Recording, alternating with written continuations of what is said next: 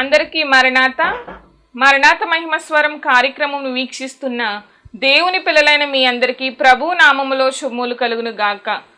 ప్రతిరోజు ఇదే సమయమునకు ఈ కార్యక్రమం వీక్షించి దైవాశీర్వాదములు పొందండి.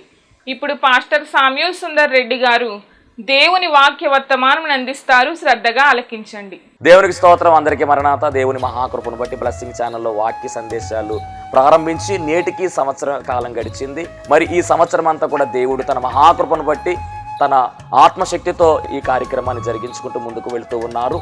చాలా సంతోషము. దీనికి సహకరించినటువంటి బ్లెస్సింగ్ ఛానల్ యాజమాన్యం వారికి, అలాగే వీక్షకులకు, అలాగే విశ్వాసులైనటువంటి మీ అందరికీ, అలాగే మా కొరకు ప్రార్థన చేస్తున్నటువంటి మీ అందరికీ కూడా ప్రత్యేకమైనటువంటి వందనాలు తెలియజేస్తున్నాను. మరి రాబోయే రోజుల్లో కూడా అద్భుతమైనటువంటి పరిచర్య జరగడానికి మీ అనుదిన ప్రార్థనలో మా కొరకు జ్ఞాపకం చేసుకుని ప్రార్థించండి. అలాగే మీ కొరకు కూడా మా అనుదిన ప్రార్థనలో మేము ప్రార్థన చేస్తూ ఉంటాము. ఒకవేళ మీకు ఈ కార్యక్రమం ఆశీర్వాదకరంగా ఉండి ప్రేరేపణ కలిగినట్లయితే కనుక మీ ప్రోత్సాహాన్ని అందించండి. ఈ కార్యక్రమాన్ని దయచేసి ముందుకు వెళ్ళడానికి సహకరించవలసిందిగా దేవుని పేరట తెలియజేస్తూ ఉన్నాను. దేవుడు మిమ్మల్ని బహుగా ఆశీర్వదించును గాక. ఆమేన్. దేవునికి స్తోత్రం. అందరికీ మరణాత. దేవుడు మనకు అనుగ్రహించిన ఈ ప్రాముఖ్యమైన సమయంలో దేవుని వాక్యాన్ని ధ్యానించుకుందాము. ముందుగా వాక్య భాగాన్ని చదువుకుందాము. నిర్గమకాండము 25వ అధ్యాయము 8వ వచనాన్ని చదువుకుందాం. నిర్గమకాండము 25వ అధ్యాయము 8వ వచనము. నేను వారిలో నివసించున్నట్లు వారు నాకు పరిశుద్ధ స్థలమును నిర్మింపవలెను. నేను నీకు కనుపరుచు విధముగా మందిరము యొక్క ఆ రూపము, దాని ఉపకరణములన్నిటి రూపమును నిర్మింపవలెను. దేవుడి పరిశుద్ధ వాక్యం దీవించి ఆశీర్వదించునుగాక. ఆమేన్. చిన్న ప్రార్థన చేసుకుందాము. మహాపరిశుద్ధుడా, మహాగణుడా, మహిమగల దేవ, ప్రేమ స్వరూపి, దయగల యేసు క్రీస్తు ప్రభువాని ఘనమైన నామానికి వందనాలు, స్తోత్రాలు, స్తుతులు చెల్లించుకొంచు ఉన్నాము. ప్రాముఖ్యమైన సమయంలో ప్రభువాని మాటలు వినాలని నీ బిడ్డలు మేము కూడా వేచి ఉన్నాము, ఆశపడుచు ఉన్నాము. దేవా నీకు వందనాలు. ఆశపడే ప్రాణమును తృప్తిపరచువాడు నీవు మాత్రమే కనుక కొద్ది నిమిషములు నీ బిడ్డలతోనూ నాతోనూ మీరే మాట్లాడి మహిమ పొందుకోమని, మాట్లాడడానికి ఇష్టపడుతూ ఉన్న మంచి బోధకుడుగా ఉన్న యేసుక్రీస్తు వారి నామములు అడిగి వేడుకొనుచున్నాం పరమ తండ్రి. ఆమెన్. దేవనామమును మీ ఎల్లరికూ శుభములు కలుగును గాక. ఆమెన్. అందరూ బాగున్నారమ్మా? చాలా సంతోషం. మరొక పర్యాయము దేవుడు వాక్య సందేశాన్ని అందించే కృపా భాగ్యాన్ని మనకు అనుగ్రహించారు. ఇందు నిమిత్తం దేవునికే సమస్త మహిమ కలుగునుగాక. ఆమేన్. మరి చదవబడినటువంటి వాక్య భాగములో ఒక ప్రాముఖ్యమైనటువంటి విషయాన్ని దేవుడు మనకు తెలియచేస్తూ ఉన్నాడు. పరిశుద్ధ గ్రంథమైనటువంటి బైబిల్ గ్రంథములో ఎన్నో వచనాలు మనకు కనబడుతూ ఉన్నాయి. నిర్గమకాండము అనేటటువంటి ఈ గ్రంథము అనగా రెండవ పుస్తకంగా పిలువబడుతున్నటువంటి ఈ 66 పుస్తకాలలో ఒక పుస్తకము నిర్గమకాండం. దీనిలో మనం గమనించినట్లయితే కనుక 40 అధ్యాయాలు కనబడుతూ ఉన్నాయి. ఈ 40 అధ్యాయాలలో 25వ అధ్యాయము, ఆ 25వ అధ్యాయములో 8వ వచనము చాలా ప్రాముఖ్యమైనటువంటి వచనము. ఈ వచనాన్ని పెద్దలు చెప్పినటువంటి మాట ఏమిటి అంటే, దేవుని యొక్క అభిలాష ఈ వచనములో రాయబడింది. దేవుని యొక్క ఉద్దేశ్యము ఈ వచనములో తెలుపబడింది. దేవుడు ఏమనుకుంటున్నారో అనేటటువంటి విషయము ఈ వచనములో రాయబడింది. ఏమిటా వచనము? నిర్గమకాండము 25వ అధ్యాయము 8వ వచనము. నేను వారిలో నివసించున్నట్లు వారు నాకు పరిశుద్ధ స్థలమును నిర్మింపవలెను. దేవుని యొక్క నిర్ణయము, దేవుని యొక్క ఉద్దేశ్యము, దేవుని యొక్క ప్రణాళిక ఏమిటి అంటే, దేవుడు మనతో ఉండడానికి ఇష్టపడుతున్నట్టుగా ఇక్కడ రాయబడింది. మానవులతో ఉండాలని ఆయన ఇష్టపడుతున్నట్టుగా ఇక్కడ చెప్పబడుతూ ఉంది. ఇదంతా ఎక్కడ జరుగుతుంది అంటే సీనాయి పర్వతం మీద జరుగుతూ ఉంది. మనందరికీ బాగుగా తెలిసినటువంటి చరిత్ర. ఐగుప్తు బానిసత్వంలో ఇశ్రాయేలీయులు 430 సంవత్సరాలు మగ్గినటువంటి విషయం మనందరికీ బాగా తెలుసు. వారు పెట్టినటువంటి బాధలు భరిస్తూ, వారు పెడుతున్నటువంటి శ్రమలను సహిస్తూ వారి జీవనాన్ని ముందుకు కొనసాగించుకున్నటువంటి చరిత్ర ఇశ్రాయేలీయుల చరిత్ర. ఐగుప్తు రాజు కఠినమైనటువంటి పనులు చేయిస్తూ కఠినమైనటువంటి బానిసత్వంలో ఇశ్రాయేలీయులను చాలా ఇబ్బంది పెట్టాడు. ఆ సమయంలో ఇశ్రాయేలు ప్రజలు దేవునికి మొర్రపెట్టగా దేవుడు అద్భుతమైనటువంటి రీతిగా మోషే గారిని అక్కడే ఏర్పాటు చేసి మోషే గారి యొక్క నాయకత్వములో దేవుడు చేసినటువంటి అద్భుత ఆశ్చర్య కార్యాల ద్వారా ఇశ్రాయేలీయులకు విడుదల కార్యము జరిగింది.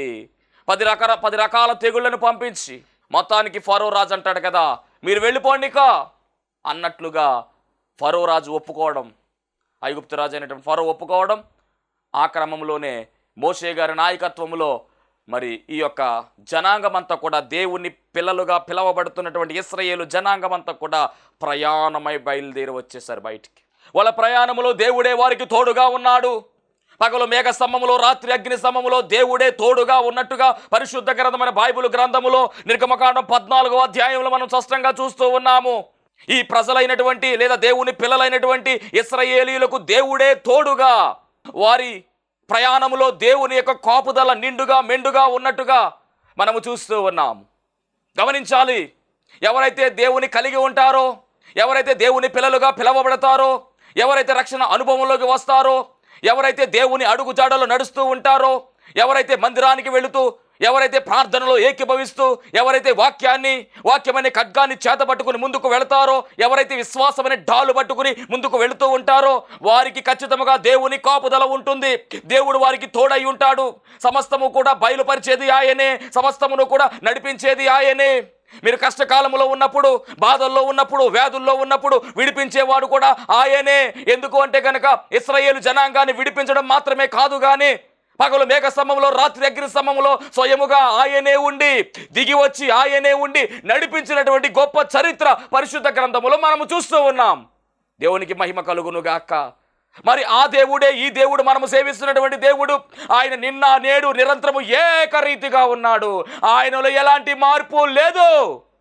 ప్రేమించడంలో ఆయన కన్నా గొప్పగా ప్రేమించేవారు లేరు. ఎందుకంటే ఆయన ప్రేమస్వరూపి అయి ఉన్నాడు. తన పిల్లలు బాధపడుతూ ఉంటే ఆయన ఊరుకుంటాడా? అస్సలు ఊరుకోడు. గమనించాలి, చాలా బాధతో, చాలా ఇబ్బందులలో ఉండి ఈ వాక్యం వింటున్నావు నువ్వు. సహోదరి, దేవునితో మాట్లాడుతున్నాడు. తల్లి, నువ్వు చాలా బాధల్లో ఉన్నావు, చాలా ఇబ్బందుల్లో ఉన్నావు, మనస్సు నిండా వేదనతో నువ్వు వాక్యం వింటూ ఉన్నావు.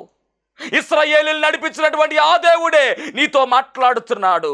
నీకు తోడుగా ఉన్నాడు ఆయన. భయపడద్దు, భయపడవలసిన అవసరం అయితే లేదు.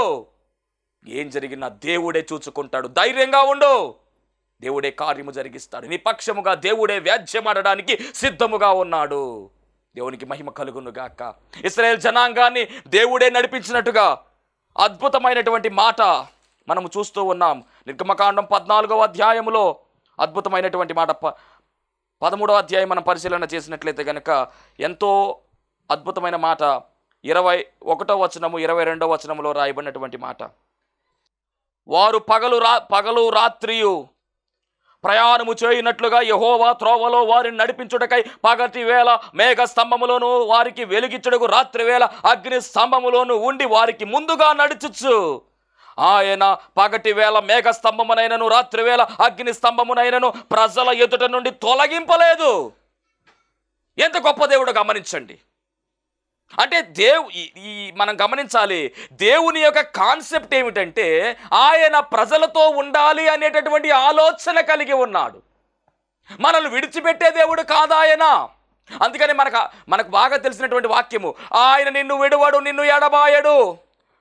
నువ్వైనా కానీ విడిచిపెట్టేస్తావేమో కానీ ఆయన అయితే నిన్ను విడిచిపెట్టడు.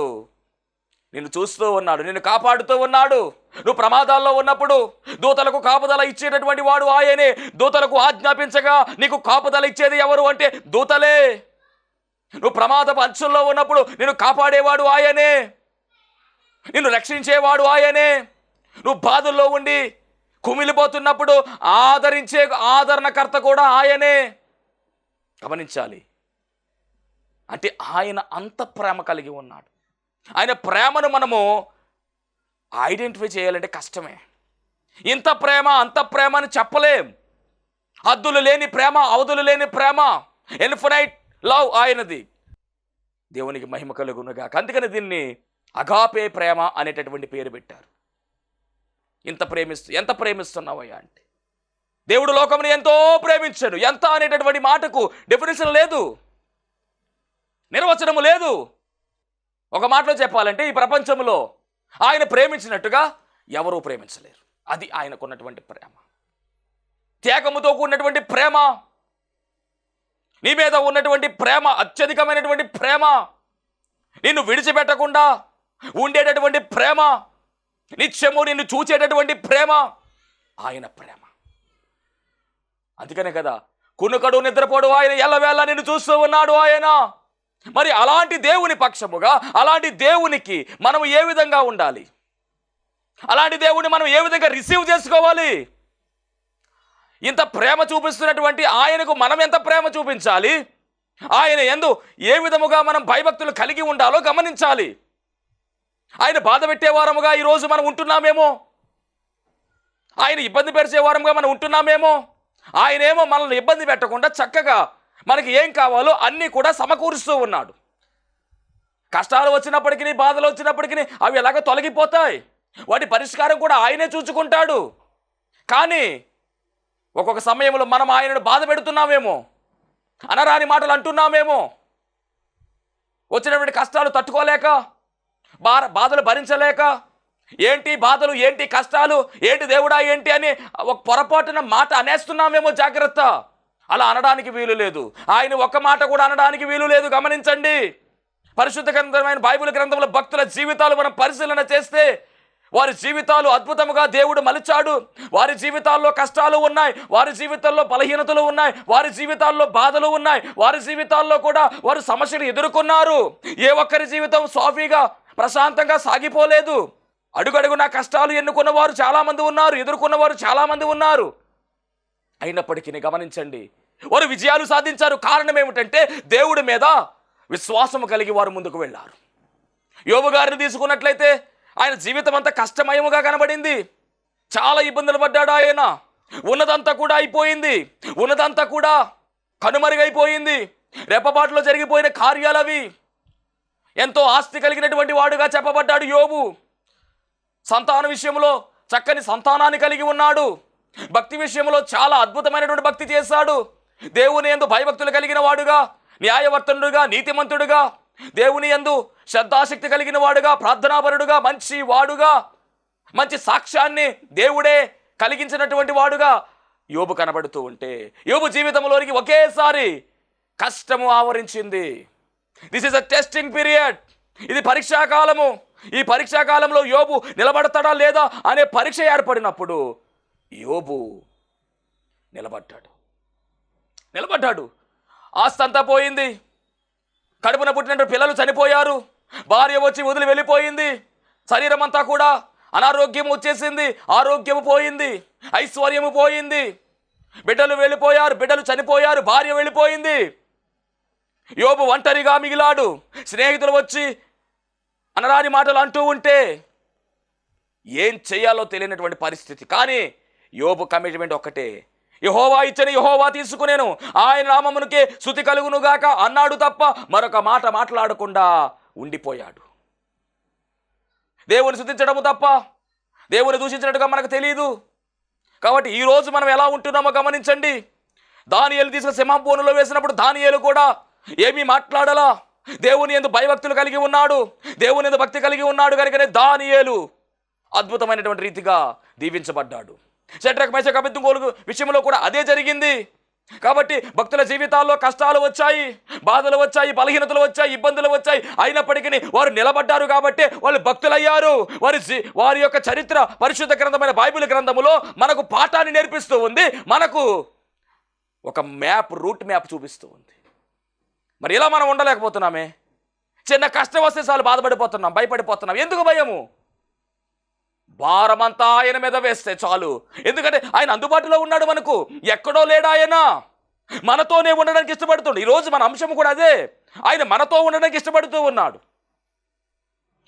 అందుకనే కదా ఇశ్రాయేల్ ప్రజలను విడిపించడం మాత్రమే కాదండి, నడిపించడానికి కూడా దేవుడు ముందుకొచ్చాడు. వారికి ముందుగా ఆయనే నడిచినని రాయబడింది బైబిల్ గ్రంథములో. వారి వెనకాల, ఆయన వెనకాల ఈ సైన్యం వెళతా ఉంది. ఎంత గొప్ప ధన్యత! అద్భుతంగా నడిపించాడు ఆయన. ఇశ్రాయేల్ జనాంగాన్ని నడిపించిన విధానములో మామూలు విధానము కాదది. ఎందుకు అంటే పగలు మేఘ స్తంభము, రాత్రి అగ్ని స్తంభము తొలగిపోకుండా నడిపించాడు. రాత్రి వేళ ఎలాంటి భయము లేదు. అరణ్యాల గుండా వెళ్ళారు వారు, అడవుల గుండా వెళ్ళారు వారు. అయినప్పటికీ ఎండ వేడిమి వారికి తగల్లా, చలి దెబ్బ వారికి తగల్లా, మంచు దెబ్బ వారికి తగల్లా, క్రూర మృగాల వల్ల ఎలాంటి ఇబ్బంది కూడా వారికి రాలేదు. ఆహారం అన్నప్పుడు ఆహారాన్ని దేవుడు పెట్టాడు. అంటే దేవుడు తోడుగా ఉంటే సమస్తము కూడా సమకూరుతాయి. ఏ సమయంలో ఏది కావాలో, ఏ సమయంలో ఏది అవసరమో ఆయనే చూసుకుంటాడు. మనము టెన్షన్ పడవలసినటువంటి అవసరము లేదు. బైబిల్ కింద రాయబడిన మాట, చింతించొద్దు, రేపటిని గురించి చింతించవద్దు. చింతించడం వల్ల వచ్చేది ఏమీ లేదు. నువ్వు చింతించడం వల్ల నీ హైట్ ఏమన్నా పెరుగుతుందా అని అడుగుతున్నాడు. నువ్వు చింతించడం వల్ల నీకు అనారోగ్యం తప్ప ఉపయోగం ఏమీ లేదు. చింతించొద్దు, కానీ నీ చింత యావత్తు కూడా ఆయన మీద వేయాలి. ఎందుకంటే ఆయన మన గురించి చింతిస్తూ ఉన్నాడు. నేను చెప్తున్నటువంటి మాట ఏమిటంటే, ప్రతి సమయములో కూడా దేవుడు మనకు తోడుగా ఉంటాడు. ఆయన తోడుగా ఉంటాడు. ఆయన మనకు తోడుగా ఉన్నాడంటే ఇక ముందుకు వెళ్ళిపోవాలి. ఎక్కడా కూడా మనము రాజీ పడవలసిన అవసరం లేదు. కష్టం వచ్చిందా ఆయన చూసుకుంటాడు. మనం చేయవలసిన పని ఏమిటంటే ఆ కష్టాన్ని, ఆ బాధను, ఆ బలహీనతను ఆయనకు అప్పచెప్పేయాలి. ఆయన మీద భారం వేసేయాలి. ఆయన మీద నమ్మిక కలిగి ఉండాలి. ఆయనే చూసుకుంటాడు.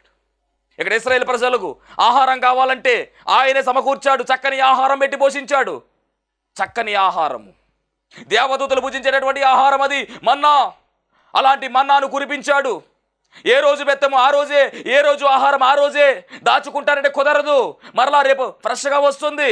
ఒకవేళ దాచే ప్రయత్నం చేస్తే అది పని చెయ్యదు, పురుగులు పడుతుందని చెప్పాడు.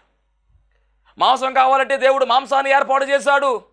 పూరెడి పెట్టెలు అన్ని లక్షల మందికి రోజు మాంసము, పూరెడి పెట్టెలు రావడం, వారి దగ్గరికే రావడం, ఆహారం దగ్గరికి వచ్చింది. మన్నా వారున్న చోట కురిసింది. ఆహారానికి లోటు లేదు, మాంసానికి లోటు లేదు. అంత మాత్రమే కాదు, నీళ్లు కావాలి అంటే బండను కొట్టగా నీళ్లు వచ్చాయి.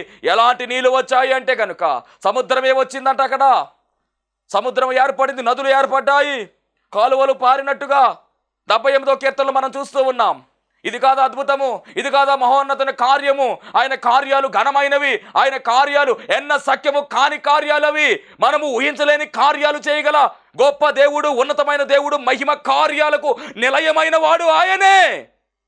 దేవునికి మహిమ కలుగునుగా. కానీ జీవితంలో ఏదైనా చేయగలడు ఆయన, ఏదైనా చేయగలడు. నువ్వు నమ్మిక కలిగి ప్రార్థన చేస్తే చాలు, నువ్వు నమ్మితే చాలు. ఓ యాయిరు, నువ్వు నమ్ము, చనిపోయిన నీ కుమార్తె బ్రతుకుతుంది. యాయిరు, నువ్వు నమ్ము, అద్భుతాన్ని చూస్తావంటే యాయిరు నమ్మాడు, అతని కుమార్తె లేచి కూర్చుంది. ఈరోజు నువ్వు నమ్ముతున్నావా? ప్రభువును నమ్ముకున్నా, బాగానే ఉంది. కార్యాలు జరగాలి అంటే నువ్వు ప్రార్థన చేసే సమయంలో నమ్మకము కలిగి ఉండాలి, విశ్వసించాలి. నమ్ముట నీ వల్ల అయితే నమ్మని సమస్తము సాధ్యమే. విశ్వాసం లేకుండా, నమ్మిక లేకుండా నువ్వు ప్రార్థన చేస్తే దానివల్ల ఏం ఉపయోగం? ఈరోజు గమనించండి, నేను చెప్తున్న మాట ఏమిటంటే, నువ్వు ఎప్పుడైతే ప్రభువుని అంగీకరించావో, ఎప్పుడైతే నువ్వు దేవుణ్ణి కలిగి ఉన్నావో, ఎప్పుడైతే నువ్వు బాప్తిసం తీసుకున్నావో, ఎప్పుడైతే నువ్వు ప్రార్థన చేస్తున్నావో, అప్పుడు ఆయన నీ వెంట ఉంటున్నాడు, నీకు తోడుగా ఉంటున్నాడు. ఆయన హస్తము, ఆయన కరుణా హస్తము నీ మీద ఉంటుంది. ఆయన ఎక్కడో ఉండడు, నీతోనే ఉంటాడు. అందుకని ఇశ్రాయేల్ జనాంగం నడుస్తూ ఉంటే ఆయన అంటున్నాడు కదా, పగలు మేఘస్తంభము, రాత్రి అగ్నిస్తంభము వారి వెంట ఉంది. ఆయన తోడుగా ఉన్నాడు. వారిని నడిపించింది ఎవరు అంటే ఆయనే నడిపించాడు. ఎంత గొప్ప ధన్యత అండి ఇది! మామూలు ధన్యత కాదు ఇది. బండ నుంచి నీళ్ళు వచ్చాయి, ఆహారం వచ్చింది. వాళ్ళు నడుస్తూ ఉంటే నిజంగా చెప్పాలి అంటే కనుక వాళ్ళ చెప్పులు అరిగిపోలేదంట. వాళ్ళు వేసుకున్నటువంటి బట్టలు మాయలేదు, కాళ్ళు వాపు రాలేదు. అంటే దేవుడు నడిపిస్తూ ఉంటే అంత సురక్షితంగా ఉంటుంది. ఎంత గొప్ప ధన్యత! దేవునికి మహిమ కలుగునుగాక. అంటే దేవుని యొక్క ఉద్దేశం ఏమిటంటే ప్రజలతో ఉండాలి, ఆయన పిల్లలతో ఉండాలి, ఆయన పిల్లలతో నివాసము చేయాలి. ఇది దేవుని యొక్క ఉద్దేశం అయి ఉన్నది. అందుకనే 25వ అధ్యాయం, నిర్గమకాండం 25వ అధ్యాయము 8వ వచనంలో రాయబడిన మాట అదే. నేను వారిలో నివసించున్నట్లు పరిశుద్ధ స్థలమును నిర్మింపవలెను మోషే అని దేవుడు అడుగుతూ ఉన్నాడు. దేవుని యొక్క అభిలాష ఇది, దేవుని యొక్క ఆశ ఇది, దేవుని యొక్క ఉద్దేశం ఇది. ఎంత అద్భుతమైన వచనం అండి ఇది! చాలా కీలకమైనటువంటి వచనం ఇది. ఇంకో మాట, నిర్గమకాండం 29వ అధ్యాయము 45వ వచనం. నిర్గమకాండం 29వ అధ్యాయం 45వ వచనం, 46వ వచనం కూడా చదువుకుందాం. 45, 46 వచనాలు చదువుదాం. నేను ఇశ్రాయేలీయుల మధ్య నివసించి వారికి దేవుడనయ్యుందును. వారి మధ్య నివసించి దేవుడు ప్రజల మధ్య నివసించడానికి ఇష్టపడుతూ ఉన్నాడు. ఏమి చరిత్ర అండి ఇది! నిజంగా దేవునికి మహిమ కలుగును గాక. ఆయన ప్రేమ ఏమిటో మనం అర్థం చేసుకోవాలి. మానవుడు ఏ పాటివాడు? దేవుడు మహాగణుడు, ఆయన పరిశుద్ధుడు. ఆయన అలాంటి పరిశుద్ధుడైన దేవుడు ఈ పాపిగా ఉన్నటువంటి మానవునితో ఉండడానికి ఇష్టపడుతూ ఉన్నాడు. ఎంత ప్రేమ ఇది! దేవునికి స్తోత్రం. కావున నేను వారి మధ్య నివసించినట్లు ఐగుప్తు దేశములో నుండి వారిని వెలుపలికి రప్పించిన తమ దేవుడైన యెహోవాను నేనే అని వారు తెలుసుకొందరు. నేనే వారి దేవుడనైన యెహోవాను. అన్నిటినీ కూడా ప్రక్కన పెట్టి ఆయన మనతో ఉండడానికి ఇష్టపడుతున్నాడండి. అది గాడ్స్ లవ్. దేవుని ప్రేమ అంటే అది. ఈ ప్రేమ ఎక్కడి దాకా తీసుకొస్తుందండి. సింహాసనాన్ని విడిచిపెట్టి వచ్చేసాడు ఆయన ప్రజల మధ్యలోనికి. యేసుక్రీస్తు ప్రభువాన్ని మనం తీసుకున్నట్లయితే కనుక శరీరధారిగా ఆయన ఈ లోకంలోనికి వచ్చాడు. ఆయన వాక్యముగా ఉన్నటువంటి ఆయనే శరీరధారిగా ఈ లోకంలోనికి వచ్చాడు. కృపా సత్య సంపూర్ణుడుగా మన మధ్యలోనే వసించినట్టుగా రాయబడింది యోహాను సువార్త 1వ అధ్యాయములో. ఆది యందు వాక్యము ఉండెను, వాక్యము దేవునితో ఉండెను, ఆ వాక్యమే దేవుడై ఉండెను అని మొదలవుతుంది. ఆ వాక్యమే శరీరధారిగా మన మధ్యలోనికి నివసించడానికి ఎందుకు వచ్చాడు అంటే ఆయన మనతో ఉండడానికి ఇష్టపడుతూ ఉన్నాడు. ఈ బంధాన్ని కొనసాగించడమే ఆయన పని అయి ఉన్నది. యేసుక్రీస్తు ప్రభువారి యొక్క శిలువ యజ్ఞ యాగం వెనకాల ఉన్న కారణము, బలమైనటువంటి రీజన్ ఏమిటంటే ఇదే. నా పిల్లలు నాతో ఉండాలి, నా పిల్లలతో నేనుండాలి అని తండ్రి దేవుని చిత్తమై ఉన్నది. అందుకని యేసుక్రీస్తు ప్రభువారిని ఈ లోకానికి పంపించారు. ఎందుకు అంటే ఆయన పరిశుద్ధుడు, మనం కూడా పరిశుద్ధులుగా ఉండాలి. మరి మనం పరిశుద్ధులుగా ఉండాలి అంటే మనంతటా మనకు పరిశుద్ధత రాదు. పాపం అనేది మనల్ని ఏలుబడి చేస్తుంది. పాపం అనేటటువంటి బానిసతోలు మనం బంధించబడి ఉన్నాము. పాపము కింద మనం అందరం కూడా దాసులమైపోయాము. కాబట్టి ఈ పాపం అనేటటువంటి ఈ బానిసత్వ సంఖ్యలను తెగ కొట్టాలి అంటే పరిశుద్ధమైనటువంటి రక్తము చిందించవలసినదే. ఆ రక్తాన్ని చిందించడానికే యేసుక్రీస్తు ప్రభువారు నరవతారిగా ఈ లోకానికి వచ్చారు. వచ్చి అందరి నిమిత్తము ఒక్కడే బలయ్యాడు. ఆయన పొందుకున్నటువంటి శ్రమలు, ఆయన పొందుకున్నటువంటి గాయములు, ఆయన పొందుకున్నటువంటి అవమానాలు ఈ ప్రపంచంలో ఎవరు కూడా పొందుకోరు. ఆయన ఒక్కడే సర్వమానవాళి నిమిత్తము ప్రాయశ్చిత్తార్థ బలి అర్పించి సర్వమానవాళి మీద ఉన్నటువంటి పాపం అనే భారాన్ని, పాపం అనేటటువంటి దాస్యత్వాన్ని తీసివేసి సంఖ్యలన్నీ కూడా తెంపివేశాడండి. దీనికి కారణం ఏమిటంటే ఆయన మనతో ఉండడానికి ఇష్టపడుతున్నాడు. చూసారు ఎంత అద్భుతమైనటువంటి ప్రేమ! ప్రేమ ఏదైనా చేయగలదు. ప్రేమ ఎంత ఆకారణ తీసుకుని వెళుతుంది. తండ్రి అయిన దేవుని యొక్క ప్రేమ తన కుమారుడైన యేసుక్రీస్తు ప్రభువారిని ఈ లోకములోనికి పంపించేసింది మన కోసం. అంటే తండ్రి మన మీద ఎంత అపారమైన ప్రేమ కలిగి ఉన్నాడో ఇక్కడ అర్థమైపోతుంది. దేవుడు లోకముని ఎంతో ప్రేమించాడంటే దానిలో ఎంత అర్థం ఉంది. ఎంత ప్రేమించావయ్యా అంటే ఇది కుమారుని ఇచ్చేంతగా ప్రేమించానంటున్నాడు. యేసుప్రభుని అడుగుదాం, యేసయ్యా నువ్వు ఎంత ప్రేమించావయ్యా మమ్మల్ని అంటే నీ కోసం నా ప్రాణం ఇచ్చేంత ప్రేమిస్తానంటున్నాడు. ఇదండి సాక్రిఫైస్, ఇది వారి త్యాగం. మరి ఇంత చేస్తున్నటువంటి దేవునికి మనం ఏం చేస్తున్నాం? ఇంత చేస్తున్నటువంటి దేవునికి నువ్వేం చేస్తున్నావు? ఏదైనా కార్యం జరగకపోతే అనరాని మాటలన్నీ కూడా ఆయన అంటాం కదా, ఇంకెంతకాలం ఎదురు చూడాలి, ఇంకెంతకాలం ప్రార్థన చేయాలి, ఇంకెంత ప్రార్థన చేయాలి అనేటటువంటి మాటలు మన నోటన ఉండడానికి వీలు లేదు. ఎప్పుడు ఏం జరగాలో, ఎప్పుడు ఏం చెయ్యాలో సమస్తము ఎరిగిన వాడు దేవుడే. ప్రభువా నీ చిత్తము, ప్రభువా నీ చిత్తము జరిగించు నా జీవితంలో అని ప్రార్థన చేయడమే మన పని. కార్యము చేయడం ఆయన పని. ఇది ఎందుకు జరగలేదు అనేటటువంటి మాట మన నోట అవసరమే లేదు. ఎందుకంటే తన పిల్లల యొక్క భవిష్యత్తు ఆయనే ఎరిగి ఉన్నాడు, ఆయనే చూసుకుంటాడు. ఎందుకంటే మనం రక్షించుకోవడానికి ఆయన దిగి వచ్చాడు. ఇంకేం కావాలి? అంటే ఆయన ఉద్దేశం ఏమిటంటే ఆయన మనతో ఉండడానికి ఇష్టపడుతూ ఉన్నాడు. కాబట్టి ఆయన మనతోనే ఉన్నాడు. ఈ మాట గమనించండి. ప్రయాణం జరుగుతూ ఉంది, ఇశ్రాయేలీయుల యొక్క ప్రయాణం జరుగుతూ ఉంది.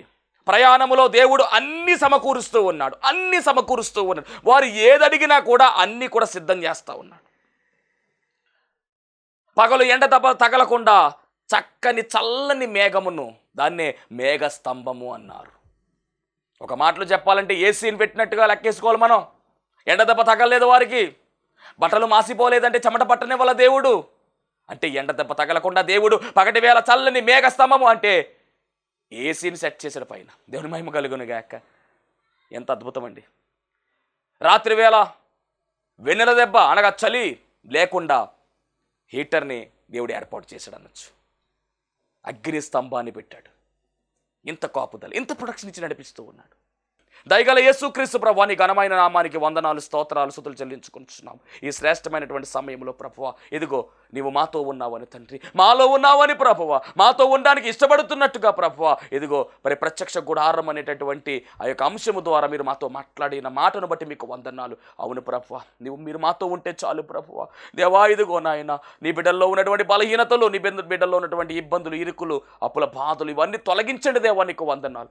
ఇదిగో నాయన, ఈ వాక్యాన్ని ప్రభువా ఎంతో బాధతో ప్రభువా వింటున్నటువంటి వారు నాయన, కష్టములు ప్రభువా నాయన కలిగి నాయన, కన్నీటితో ప్రభువా నాయన ప్రార్థనలో ఏకీభవిస్తున్నటువంటి వారు ఉన్నారు. వారి కన్నీటిని నాట్యముగా మార్చివేసి వారి జీవితాల్లో జరగవలసిన కార్యాలు సఫలపరిచి మీరే కృప చూపించి దీవించి ఆశీర్వదించమని, నూతన కార్యాలు జరిగించమని యేసు నామములో అడుగుచున్నాం పరమ తండ్రి. అందరికీ మరణాత. దేవునికి స్తోత్రం. అందరికీ వందన మరణాత తెలియజేస్తున్నాను. మరణాత మహిమస్వరం అనే ఆధ్యాత్మిక కార్యక్రమాన్ని వీక్షిస్తున్న మీ అందరికీ కూడా మరొక పర్యాయము ప్రభు పేర వందన మరణాత తెలియజేస్తూ ఉన్నాను. మరి ఈ కార్యక్రమము ఎంతో ఆశీర్వాదంగా ఉందని, ఈ కార్యక్రమం ద్వారా ఎన్నో మేలు పొందుకున్నామని మరి మీరందరూ కూడా ఫోన్ కాల్ చేస్తూ ఉన్నారు. చాలా సంతోషము. ఎన్నో అద్భుత ఆశ్చర్యకార్యాలు దేవుడు ఈ కార్యక్రమం ద్వారా జరిగిస్తూ ఉన్నారు. దేవుని నామమునికి మహిమ కలుగునుగాక. మరి మీరు చూస్తున్నటువంటి ఈ యొక్క షెడ్ గురించి గతంలో మీకు చెప్పడం జరిగింది. యజమానుడు మరి దీన్ని బేరం పెట్టారని చెప్పేసి, దీన్ని తీసుకుంటే ఇక్కడ ఆరాధన జరుగుతుంది, లేకపోతే మనం బయటికి వెళ్ళాలనేటువంటి పరిస్థితిని మీకు చెప్పినందుకు చాలామంది మరి సహకరించారు. కొంతమంది మరి అమౌంట్ పంపించడం జరిగింది, అలాగే ప్రార్థన చేయడం జరిగింది. దేవుని మహాకృపను బట్టి పంపించినటువంటి కొంత అమౌంట్ మరి యజమానుడికి కట్టడం జరిగింది. ఇంకా చాలా అమౌంట్ మనము వారికి ఇవ్వాల్సి ఉంది. కనుక మరి ఈ కార్యక్రమాన్ని వీక్షిస్తున్నటువంటి మీకు ఎవరికైనా కనుక ప్రేరేపణ కలిగినట్లయితే కనుక మరి మీ వంతు సహకారాన్ని అందించండి. ఈ దేని సేవకునికి మీ యొక్క సహకారం అందించి ఈ సేవను మరి ముందుకు వెళ్ళేలాగా సహకరించవలసిందిగా ప్రభు పేరు తెలియజేస్తూ ఉన్నాను. మీకు ఎవరికైనా కనుక మరి ప్రేరేపణ కలిగినట్లయితే కనుక స్క్రీన్ మీద కనపడుతున్నటువంటి ఆ నెంబర్కి ఫోన్పే చేయండి, లేదా ఫోన్ చేసినట్లయితే కనుక నేనే స్వయంగా మాట్లాడతాను. మీ సహకారాన్ని అందించండి. ప్రభు పనిలో మీరు కూడా పాలి భాగస్తులు కావాల్సిందిగా ప్రభు పేరు తెలియజేస్తున్నాను. అందరికీ మరణాత.